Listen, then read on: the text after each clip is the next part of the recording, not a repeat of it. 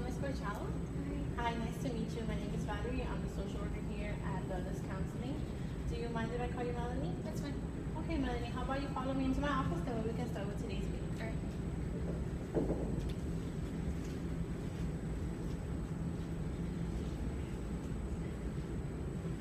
So I'm glad you made it on time. I know there's a lot of traffic around this area. Yeah, it's horrible outside. Go ahead and have a seat wherever you feel comfortable. And Melanie, before we begin to discuss the reason for your visit, I just want to go ahead and explain a little bit more about the agency and how everything works around here. Okay. So basically, as far as appointments, it's the same way you've been doing it now. Just go ahead and call us through our business hours, Monday through Friday, 7 to 5. Do you have any questions in regards to appointments? Yeah, I was just wondering what would happen if I can't make an appointment? That's understandable. In the case that you can't make it, just go ahead and call us ahead of time. That way we can reschedule. Okay. As far as the agency, do you have any other questions? I guess it's an important one. How would I pay for these services?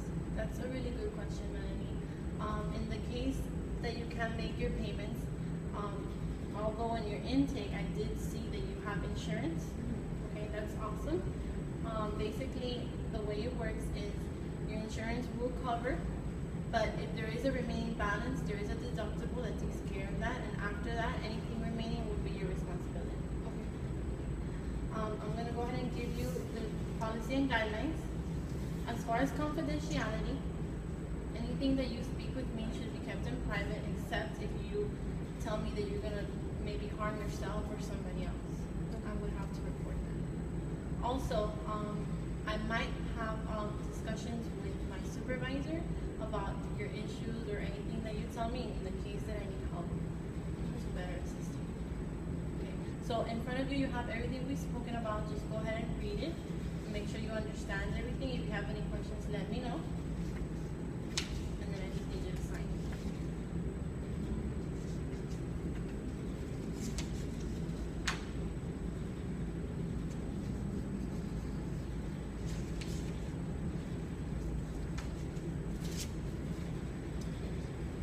So I understand you're here because of your daughter, Heather. Is that correct? Yeah, that is correct. I've been having a lot of problems with her. She's been falling back on her school. She's misbehaving, and now to top it off, she's doing drugs, and I just don't know what to do. Can you tell me a little bit more about that? Well, after her father passed away, her attitude has just changed very drastically. Like, she's been acting out. I caught her a couple times sneaking out of the house in the middle of the night. I have no idea where she's going. She's skipping school now too, and it's just like she's just angry all the time. And I tried talking to her, and she started arguing with me. She doesn't want anything to do with me.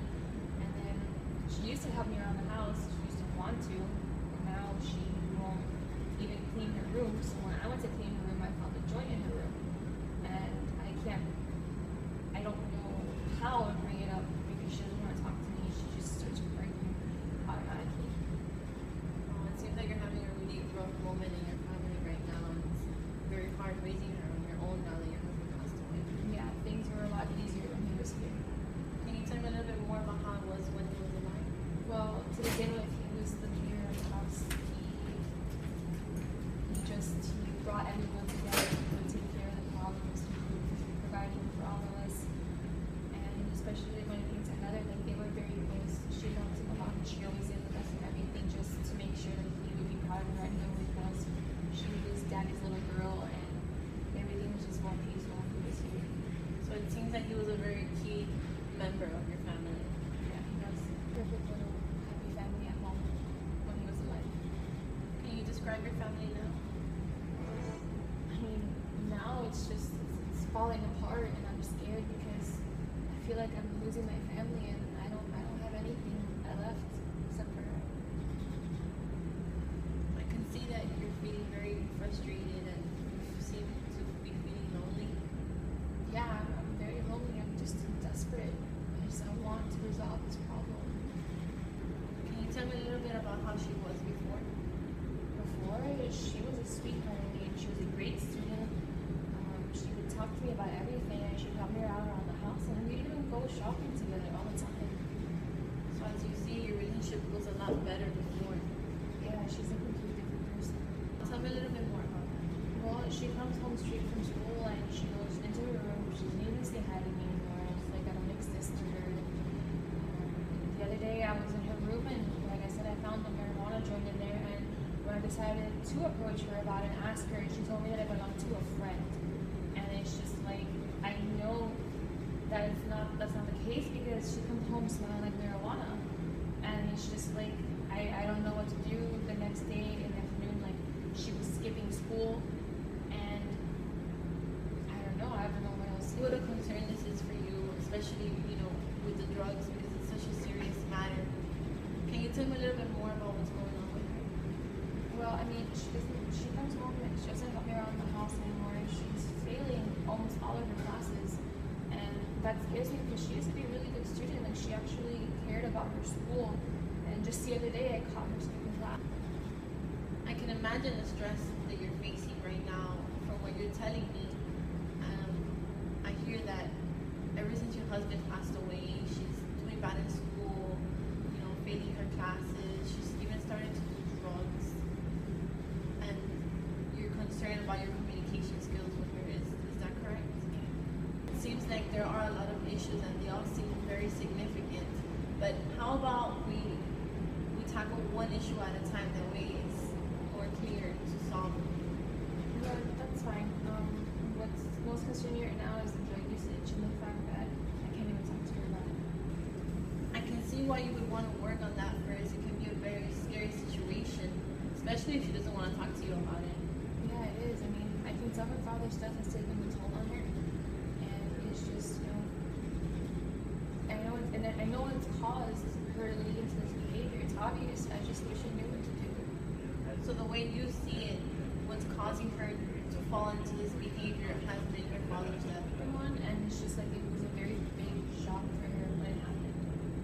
So I need help in communicating with her to better improve our relationship and just to get her out of the hole that she's in.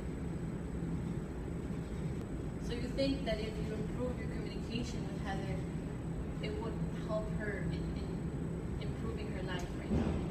Yeah, I mean, at least I'll be able to communicate with her, and I don't know how else I'll be able to get to her if she keeps shutting me out. It really bothers you that she doesn't talk to you, and you might even be scared that if she doesn't, communicate with you, that she might keep going downhill and maybe even get worse. Yeah, I'm really worried about her future. She's never acted like this before. It's normal to be concerned for you. Okay, Melanie, so based on what you've told me in today's meeting, you explained to me how after your husband passed away, your relationship with your daughter has gone downhill. Her behavior has gone downhill. She's even doing drugs. She's doing bad in school. And you're very concerned for your communication with her because you're afraid that she's going to get worse. Is that correct?